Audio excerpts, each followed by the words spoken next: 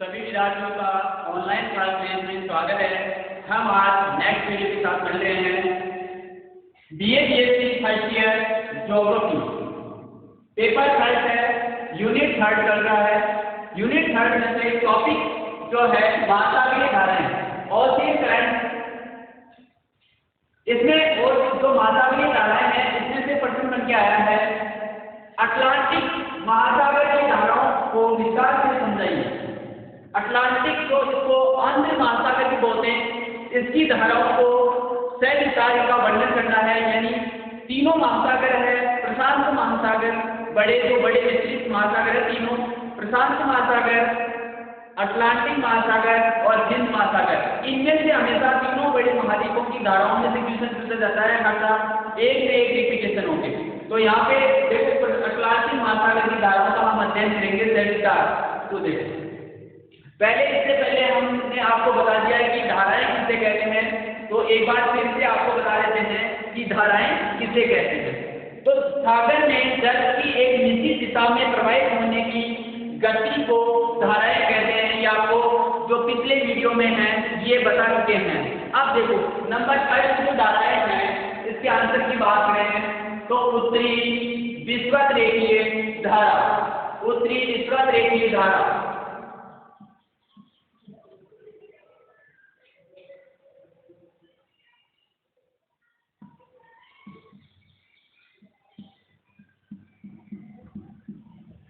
उत्तरी विषुवत रेखीय धारा। सामान्य रूप से उत्तरी विषुवत रेखीय धारा 0 डिग्री से, यानी इसकी स्थिति बताते हैं 0 डिग्री से 10 डिग्री, 0 डिग्री से 10 डिग्री उत्तरी अक्षांश को,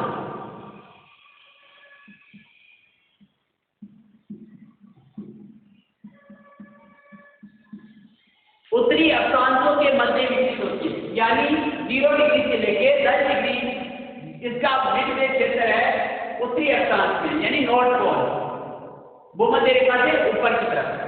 तो उसकी स्थिति में क्या है, उत्तरी विषुवत रेखीय धारा बहती इस मध्य दिशा में। अफ्रीका के पश्चिमी तट पे जहां पर कनारी नदी धारा का जल इसे धकेलता है, यह धारा प्रारंभ होकर व्यापारिक हवाओं के प्रभाव से पूर्व से पश्चिम दिशा की ओर अग्रसर होकर पूर्व से पश्चिम दिशा की ओर प्रवाहित होती है। यह एक गर्म जल धारा है। ये कौन सी धारा है, इसका देखो विस्तार तो ये हो गया, और ये इसका देखो धाराएं 2 प्रकार की होती है, ठंडी या गर्म। ठीक है, तो ये कौन सी है, गर्म जल धारा। किस प्रकार की है, एक गर्म जल धारा है जिसका जल खारा, यानी इसका जल है वो क्या है, खारा, यानी लवणीय धारा है। जैसे कि यह धारा 15 डिग्री यानी 10 डिग्री के ऊपर 15 डिग्री उत्तरी अक्षांशों में उत्तर में मध्य अटलांटिक तट के पास पहुंचती है।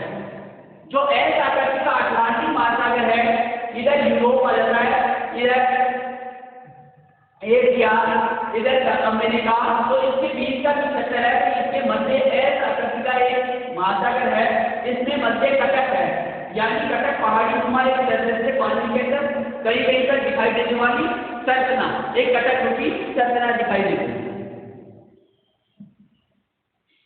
अब देखो इस कटक के पास जैसे ही ये महासागरीय धारा पहुंचती है, वहां से इसकी दिशा उत्तर की ओर हो जाती है, वहां से ये उत्तर की तरफ घूम जाती है तथा उसकी पार करने के बाद दक्षिण की ओर, यहाँ से ये धारा भी क्या होती है, वापस दक्षिण की तरफ मुड़ जाती है। दक्षिणी अमेरिका के पूर्वी तट के अवरोध के कारण इसकी 2 शाखाओं में विभाजन हो जाता है। इसकी 2 शाखाएं बढ़ जाती है, इसकी 2 शाखाएं बढ़ जाती है। 2 शाखाएं, पहली शाखा एंटलीज धारा तथा सेकिंड धारा है तथा पश्चिमी द्वीप समूह के पूर्व में प्रभावित होती है। दूसरी शाखा कैरिबियन सागर में परिमित हो जाती है। सेकिंड शाखा जो होती है तो कैरिबियन सागर में परिमित हो जाती है। तथा युगांडन चैनल तक पहुंचती है। तो युगांडन चैनल है वहां तक पहुंचती है। अब ये तो हो गई उत्तरी विश्व रेखीय धारा। अब बात करते हैं सेकंड है दूसरी, इसके बाद में है दक्षिणी विश्वत रेखा। दक्षिणी विश्वत रेखा, दक्षिणी विश्वत रेखीय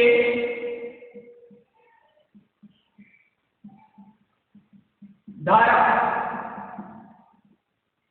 दक्षिणी विश्वत रेखीय धारा, यह धारा भी पश्चिमी अफ्रीका तथा पूर्वी दक्षिणी अमेरिका के तटों के मध्य, यानी इसकी क्या भी विस्तार को है 0 डिग्री से, इसका विस्तार की बात करें 0 डिग्री से 20 डिग्री दक्षिण अक्षांशों के मध्य, यानी ये दक्षिणी अक्षांशों के मध्य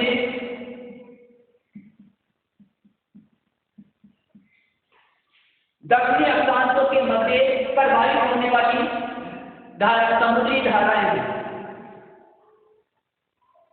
यह धारा उत्तरी विश्वत रेखीय धारा से अधिक स्थायी तथा प्रबल होती है, यानी उत्तरी विश्वत रेखीय जो धारा है इससे अधिक कौन सी प्रबल है? दक्षिणी विश्वत रेखीय धारा, ये इससे ज्यादा प्रबल है और स्थायी भी है।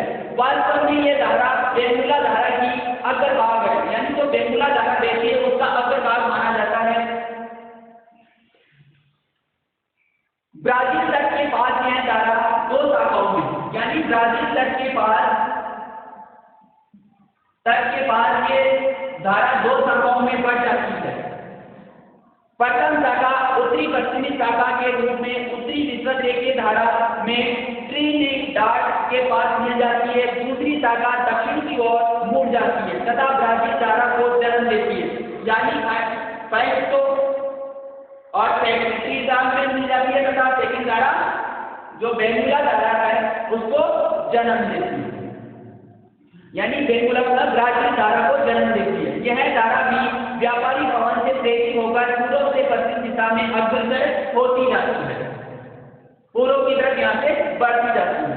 अब ये तो होगी दोनों उत्तरी विश्वत रेखीय धारा और दक्षिणी विश्वत रेखीय धारा। इसके बाद में देखो 3rd नंबर पर आती है पश्चिमी विश्वत रेखीय धारा।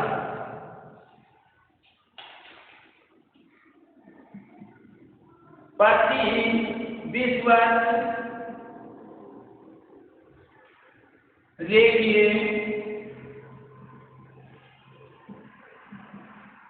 धारा। प्रति विश्वत रेखीय धारा, प्रति विश्वत रेखीय धारा भूमध्य रेखीय भाग में पश्चिम से पूर्व दिशा में चलती है। ये भूमध्य रेखा है जहां के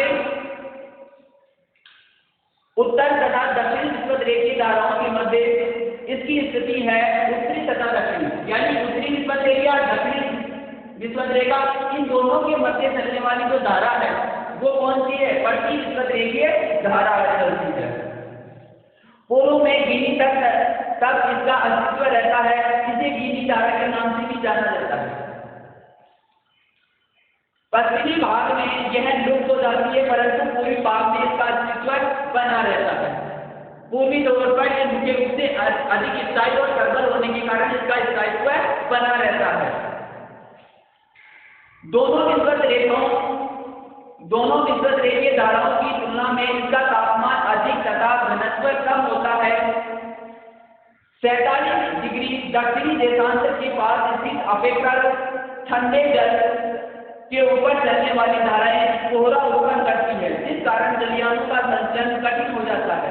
इस धारा की उत्पत्ति के विषय में कई मत प्रचलित है, यानी अन्य हर समय अनुसार अलग अलग वैज्ञानिकों ने इस धारा पे अलग अलग प्रचलित मत दिए हैं और इसको अलग अलग प्रकार से वर्णित भी किया है।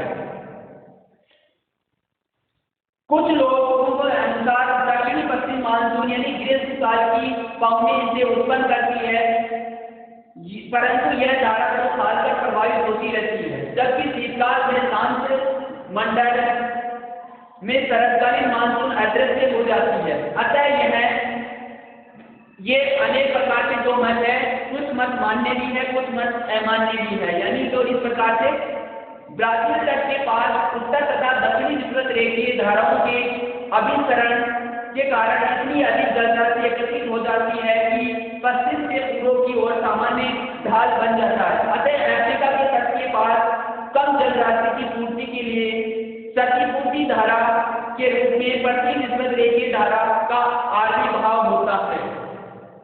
अब देखो ये तो थी प्रति निस्बत रेखीय धारा, इसके बाद में देख रहे हैं हम गल्फ स्ट्रीम या खाड़ी की धारा।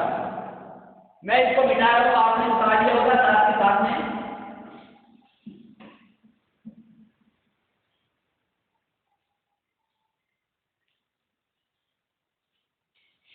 अब ये है गल्फ स्ट्रीम, नोट नंबर की धारा है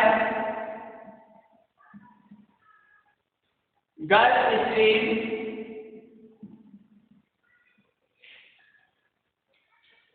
या खाड़ी की धारा, इसका अन्य नाम है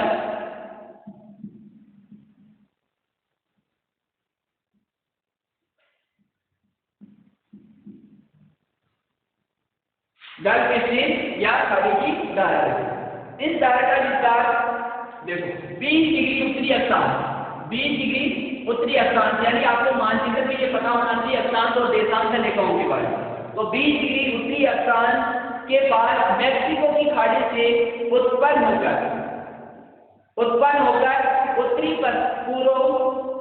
उत्तरी पूर्व दिशा की ओर 70 डिग्री उत्तरी अक्षांशों तक 70 डिग्री उत्तरी अक्षांशों तक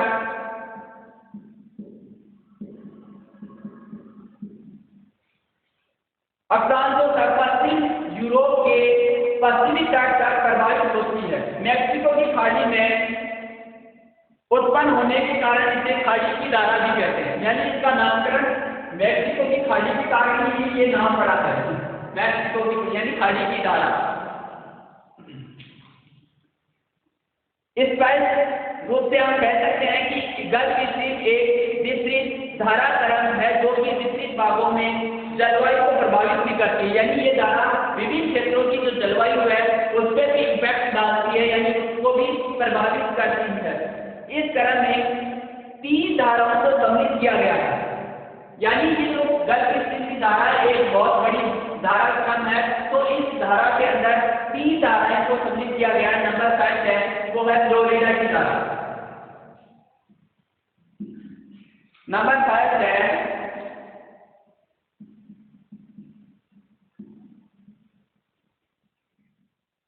फ्लोरिडा धारा। यह धारा फ्लोरिडा जल जंतु से हेड्रस अंतरिक्ष के बीच में बहती है। गल्फ स्ट्रीम हेड्रस अंतरिक्ष से ग्रांड ट्रैंक के बीच में चलती है। उत्तरी अटलांटिक धारा एक सेकंड हो जाती है गल्फ स्ट्रीम स्वयं धारा,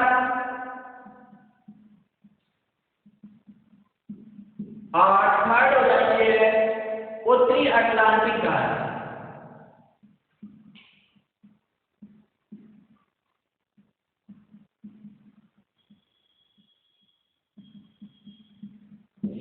उत्तरी अटलांटिक धारा। अब पहले हम फर्स्ट जो फ्लोरिडा की धारा है उसका अध्ययन करते हैं।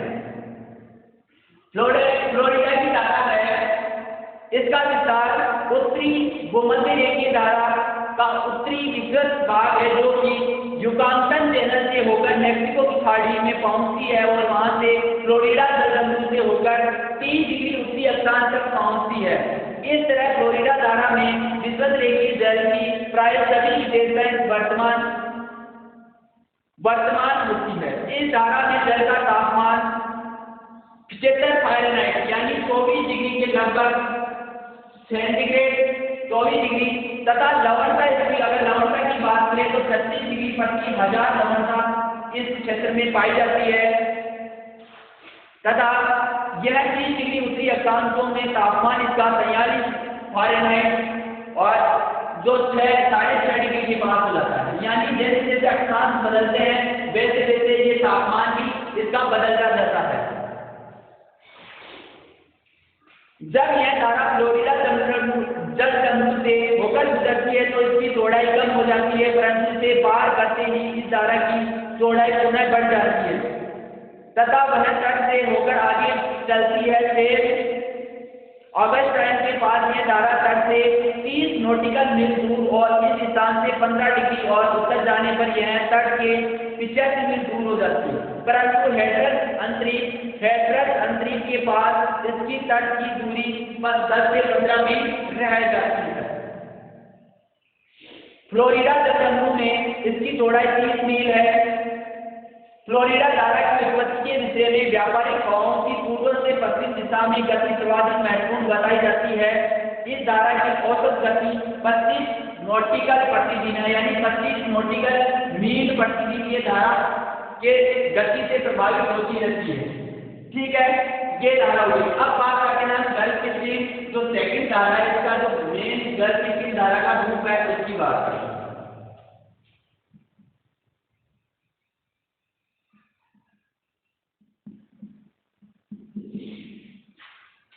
यह धारा गल्फ स्ट्रीम की खोज सर्वप्रथम पॉल डी लियोन द्वारा 1513 में की गई थी।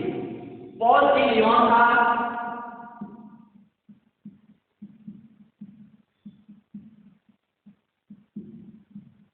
पॉल डी लियोन द्वारा 1513 ईस्वी में इस धारा का नामकरण इनके द्वारा किया, यानी पता लगाया गया था।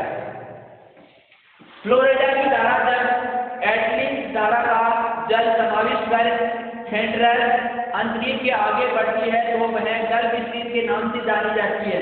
यह एक चौड़ी तथा गर्म जलधारा है। ये किस प्रकार की जलधारा है? गर्म जलधारा।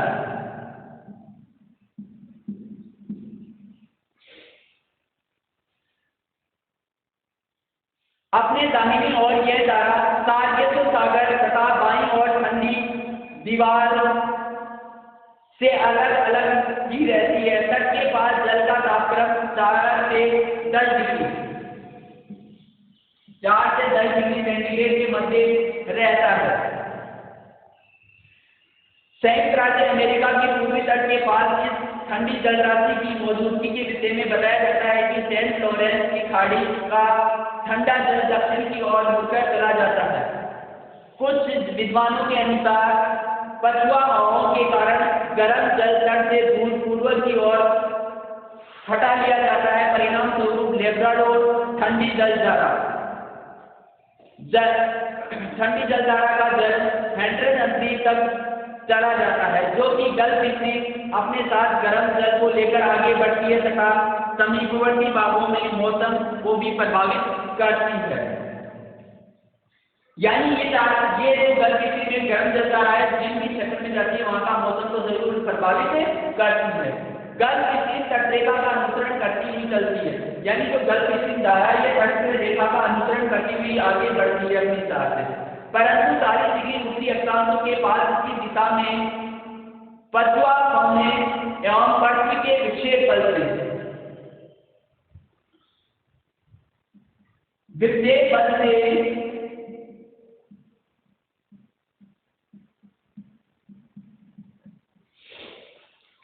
विक्षेप बल के कारण अचानक परिवर्तन होता है और एकदम पूर्व की ओर मुड़ जाती है। आगे चलकर इस धारा की कई शाखाएं हो जाती है। यहाँ पर गल्फ स्ट्रीम के इस भाग को गल्फ स्ट्रीम का डेल्टा कहा जाता है, जहाँ पे ये मुड़ती है। इसकी प्रमुख शाखा अब गल्फ स्ट्रीम के नाम से जानी जाती है। गल्फ स्ट्रीम की गति पर्याप्त भिन्नता होती है। खुले सागर में इसकी गति 10 से 15 मील प्रति दिन की गति से आगे बढ़ती है। न्यूयॉर्क में के पास ये गति 72 मील प्रतिदिन तथा पूर्व जाने पर इसकी गति है वो 30 मील प्रतिदिन हो जाती है।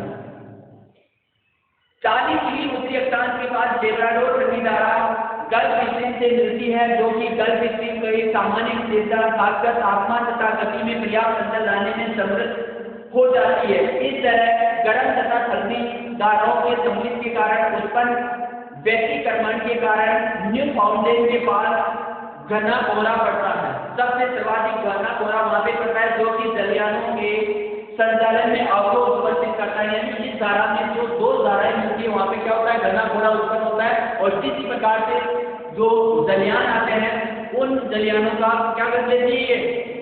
यानी दिखाई नहीं देता है सामने इस तरह से, और ये परिवहन बाधित नाम से भी जानी जाती है। गल्फ स्ट्रीम के कारण संयुक्त राज्य अमेरिका के पूर्वी तट के पास सागर तल ऊपर उठ जाता है। अब ये जो हो गई गल्फ स्ट्रीम धारा। अब इसकी जो तीसरी धारा है,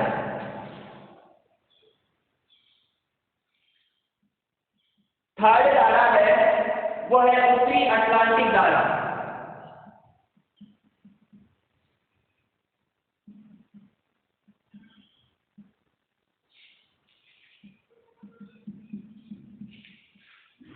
उत्तरी अटलांटिक धारा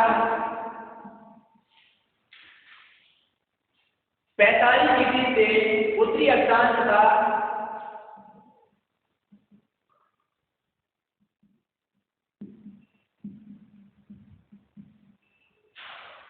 45 डिग्री उत्तरी अक्षांश तथा 45 डिग्री पश्चिमी देशांतर के पास गल्फ स्ट्रीम कई शाखाओं में विभक्त हो जाती है, जिन्हें समृद्ध रूप से उत्तरी अटलांटिक धारा कहते हैं। प्रथम उत्तरी शाखा उत्तरी पूर्व दिशा की अग्रसर होती है, जिसके पश्चिमी तरफ लेब्राडोर ठंडी धारा का जल होता है। परिणाम स्वरूप ठंडे गर्म जलों के सम्मिश्रण के कारण अटलांटिक धारा में पर्याप्त अंतर तापमान तथा लवणता घट जाती है, क्योंकि जब दो धाराओं का मिलन होता है तो कुछ विशेष अंतर जरूर आता है। तापमान तथा लवणता घट जाती है, इसके होते हुए भी यह धारा अब एक गर्म धारा होती है, परंतु गति इसकी कम हो जाती है। आगे चलकर यह नार्वे तट से होकर नार्वे सागर में चली जाती है एक शाखा की, तथा दूसरी शाखा इरमिंगर धारा के नाम से आइसलैंड के दक्षिणी तक चली जाती है, तथा तीसरी शाखा ग्रीनलैंड के पूर्वी तट जाती है, तथा इसे ग्रीनलैंड की धारा के नाम से जाना जाता है।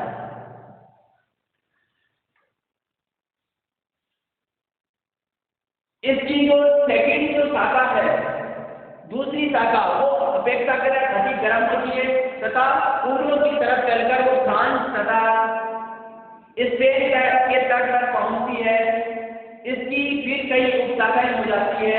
एक शाखा रोम सागर में प्रवेश हो जाती है तथा दूसरी शाखा रेनल धारा के नाम से जो बिस्के की खाड़ी है, बिस्के की खाड़ी तक जाती है, जो कि स्पेन तथा फ्रांस के उत्तरी तटों पर प्रभावित होती है। आगे चलकर इसकी भी कई उपशाखाएं हो जाती है, जो इंग्लिश चैनल में चली जाती है, तथा सेकंड शाखा है दक्षिण में होकर उत्तरी अटलांटिक धारा में मिल जाती है, तथा तीसरी जो शाखा है स्पेन के ऑर्डर आदि से होकर अफ्रीका तट तक पहुंचती है, जहां पर कनारी ठंडी धारा में मिल जाती है। तो ये हो गई अपनी गल्फ स्ट्रीम की तीनों धाराएं थी। अब इसके बाद अगली जो धारा है वो 5वें नंबर की है, वो है कनारी धारा।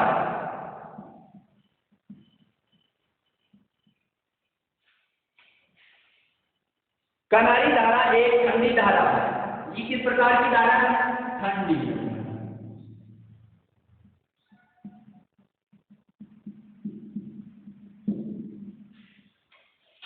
जो उत्तरी अफ्रीका के पश्चिमी तट के सहारे मंडेलिया तथा केप वर्ड के बीच में प्रभावित होती है। यानी इसका विस्तार कौन सा है? उत्तरी अफ्रीका के पश्चिम तट के सहारे मंडेलिया तथा केप वर्ड के बीच में प्रभावित होती है। वास्तव में कनारी धारा उत्तरी अटलांटिक धारा का ही बढ़ा हुआ दक्षिणी भाग है, जो स्पेन तट से मुड़कर दक्षिण की ओर कनारी द्वीप से होकर उत्तरी अफ्रीका के पश्चिमी तट के सहारे अग्रसर होती है। इसकी गति की बात करें तो 8 से लेकर 30 मील प्रतिदिन के हिसाब से चलती है। यह धारा विद्युत रेखीय धारा में मिल जाती है। इस धारा की उत्पत्ति व्यापारिक में है, जो व्यापारिक पवनों का हाथ बताया जाता है कि ये व्यापारिक पवनों की कारण ही उत्पन्न होती है। ये धारा व्यापारिक पवनों के कारण उत्तरी अफ्रीका के पश्चिमी तट के पास में जल पश्चिम दिशा की ओर अग्रसर की ओर हटा लिया जाता है और यह एक ठंडी धारा का रूप धारण कर लेती है। तो इस प्रकार ये थी कनारी धारा। अब इसके बाद में अगली जो धारा है वो है लेब्राडोर की धारा।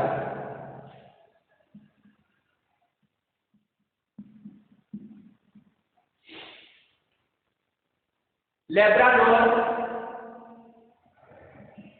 धारा, यह धारा एक ठंडी जल धारा, यह भी कोई प्रकार की है ठंडी जल धारा।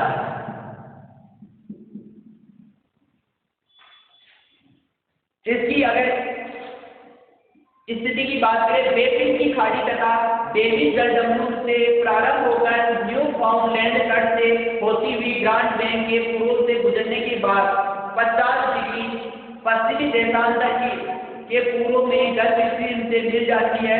सम्मिलित स्थल पर लेब्राडोर धारा के कम घनत्व तथा न्यून लवणता तथा तापमान को गल्फ स्ट्रीम से अधिक घनत्व तथा उच्च लवणता तथा तापमान से अलग किया जाता है। यानी उसमें मिल जाती है, इसमें लवणता तथा घनत्व के कारण इसको अलग विभाजित कर दिया वैज्ञानिकों ने।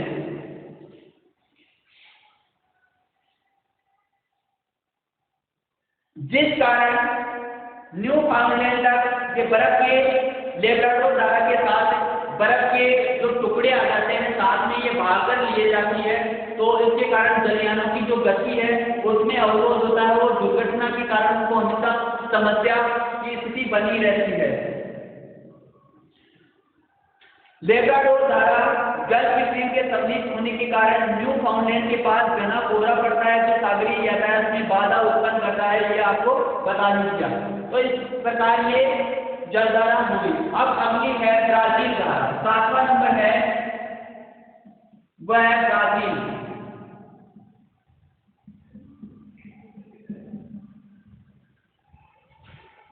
ब्राजील धारा उच्च तापमान तथा उच्च लवणता वाली गर्म धारा है, गर्म जल धारा है।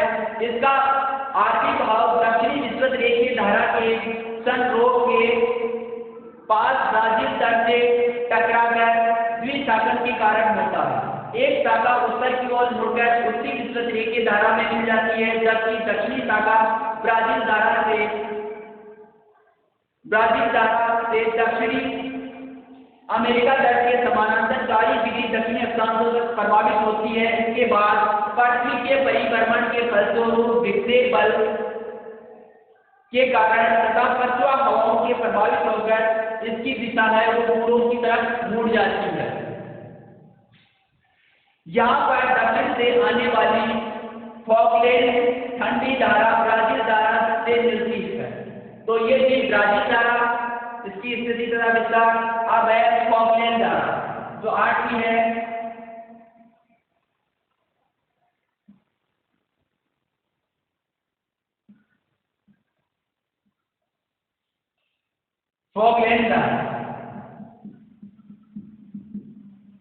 फॉकलैंड धारा यह भी एक प्रकार की जो है ठंडी जल धारा।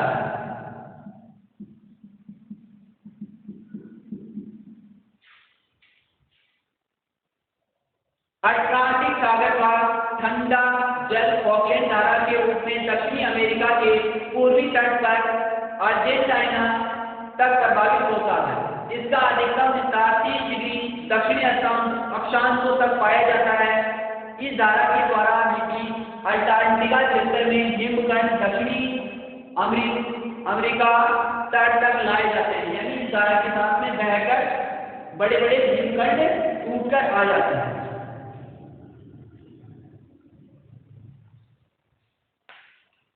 अब है दक्षिणी अटलांटिक धारा, 9वां है दक्षिणी अटलांटिक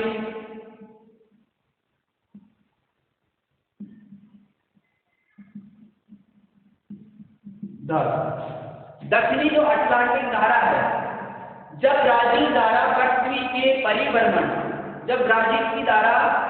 परिभ्रमण के कारण विक्षेप बल तथा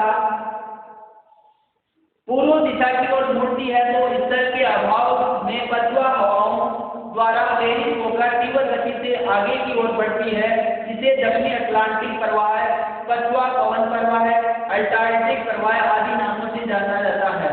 यह भी एक ठंडे जल धारा है, यानी ये भी कौन सी ठंडी जल धारा है।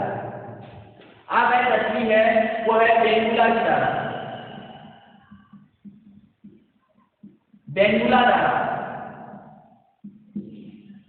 बेंगुला धारा यह है कि इस प्रकार की ठंडी जल धारा है।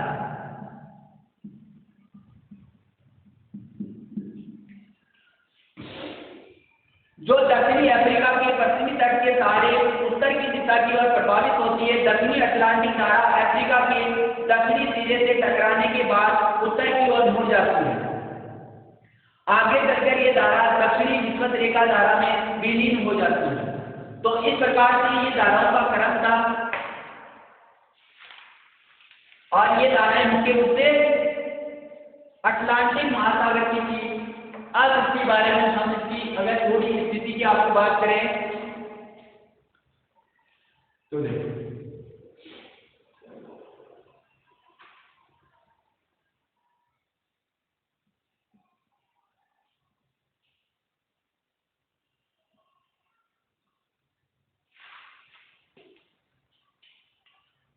ये जो क्षेत्र रह जाता है ये उत्तरी अमेरिका तथा ये यहाँ पे रह जाता है दक्षिणी अमेरिका।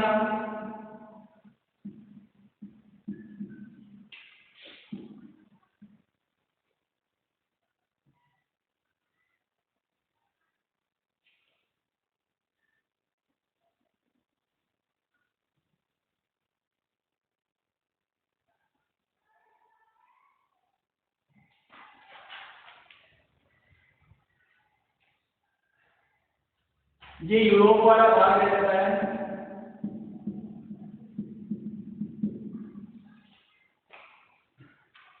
ये अफ्रीका,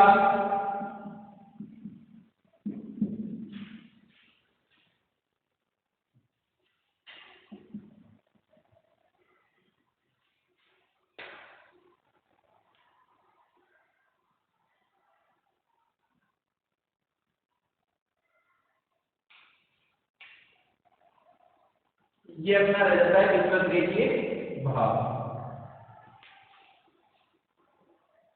अब ये तो यहाँ पे तो जाती है दक्षिणी विषुवत रेखीय, विषुवत रेखा रेखीय धारा, ठीक है। ये तो यहाँ पे रह जाती है दक्षिणी विषुवत रेखीय धारा, जिसकी स्थिति किस प्रकार से रहती है, यूं, ठीक है। इसके बाद में रह जाती है उत्तरी विषुवत रेखीय धारा। यहां पे रह जाती है उत्तरी विषुवत रेखीय धारा।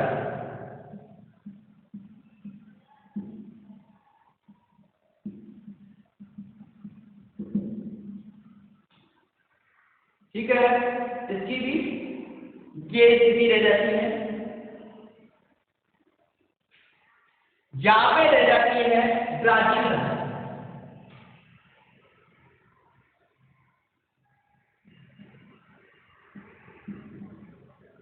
ब्राजील धारा जिसकी स्थिति ये दक्षिणी की तरफ है, ब्राजील धारा की स्थिति। इसके बाद में यहां पे रह जाती है बेंगुला धारा।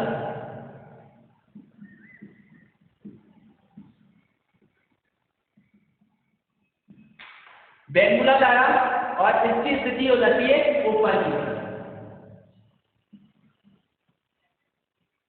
और इसकी स्थिति यू। इसके बाद में यहां पे जो जल धारा है ये फ्लोरिडा जल धारा है।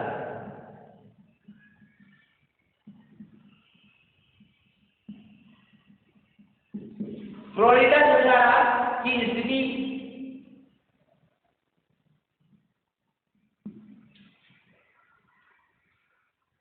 इसकी स्थिति थोड़ी सी नीचे होती है, यानी यहाँ। इसके बाद में ऊपर गल्फ स्ट्रीम जल धारा चल जाती है। गल्फ स्ट्रीम जल धारा और गल्फ स्ट्रीम आगे चलकर लेब्राडोर की धारा, यहां पे रहती है लेब्राडोर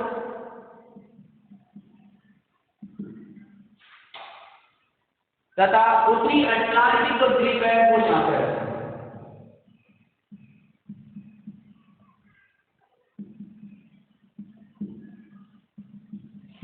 उत्तरी अटलांटिक धारा, तथा कनारी की जो धारा है ये यहाँ पे है, कनारी जल धारा, तथा इसकी स्थिति की बात करें कनारी जल धारा की तो ये स्थिति रह जाती है।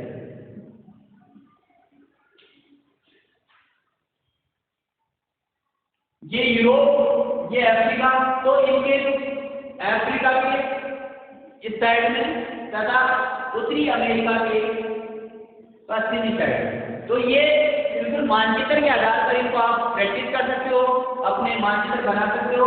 इससे आपको प्रैक्टिस और एग्जाम के अंदर जब ये क्वेश्चन करो तो इन धाराओं की स्थिति आपको बतानी पड़ेगी।